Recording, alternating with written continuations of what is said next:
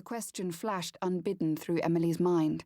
She walked back to the chair and sat down once more, trying to find answers to the many questions her mother's death posed, wanting a resolution, to add and subtract the conflicting emotional columns to produce a definitive feeling. This was, of course, impossible. The woman who lay so pathetically still, so harmless to her now, yet such a confusing influence whilst she had lived, would always bring the discomfort of complexity. Valérie had given her daughter life. She had fed and clothed her and provided a substantial roof over Emilie's head. She had never beaten or abused her. She simply had not noticed her. Valérie had been, Emilie searched for the word, disinterested, which had rendered her, as a daughter, invisible. Emilie reached out her hand and put it on top of her mother's. "You didn't see me, maman. You didn't see." Emilie was painfully aware that her birth had been a reluctant nod to the need to produce an heir for the de la Martiniéres line, a requirement contrived out of duty, not maternal desire for a child.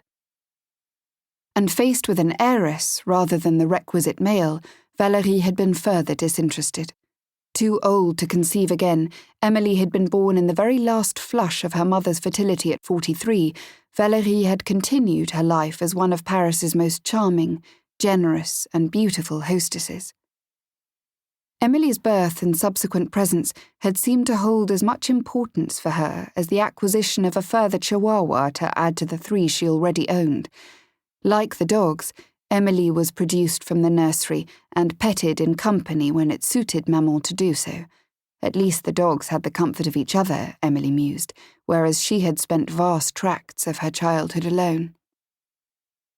Nor had it helped that she'd inherited the de la Martiniéres features rather than the delicate, petite blondness of her mother's Slavic ancestors.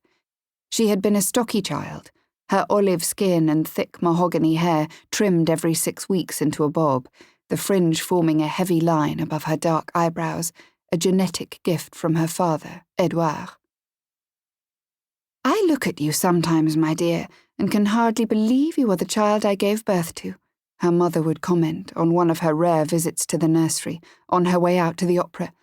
"But at least you have my eyes." Emilie wished sometimes she could tear the deep blue orbs out of their sockets and replace them with her father's beautiful hazel eyes. She didn't think they fitted her face, and besides, every time she looked through them into the mirror, she saw her mother. It had often seemed to Emilie that she had been born without any gift her mother might value. Taken to ballet lessons at the age of 3, Emilie found that her body refused to contort itself into the required positions. As the other little girls fluttered around the studio like butterflies, she struggled to find physical grace. Her small, wide feet enjoyed being planted firmly on the earth, and any attempt to separate them from it resulted in failure. Piano lessons had been equally unsuccessful, and as for singing, well, she was tone deaf. Neither did her body accommodate well the feminine dresses her mother insisted she wore if a soirée was taking place in the exquisite, rose-filled garden at the back of the Paris house, the setting for Valérie's famous parties. Tucked away on a seat in the corner, Emilie would marvel at the elegant, charming and beautiful woman floating between her guests with such gracious professionalism. During the many summer social occasions at the Paris house, and then in the summer at the château in Gassin, Emilie would feel tongue-tied and uncomfortable. On top of everything else, it seemed she had not inherited her mother's social ease.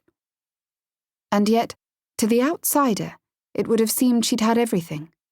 A fairy tale childhood, living in a beautiful house in Paris, her family from a long line of French nobility stretching back centuries, and, with the inherited wealth still intact after the war years, it was a scenario that many other young French girls could only dream of. At least she'd had her beloved papa.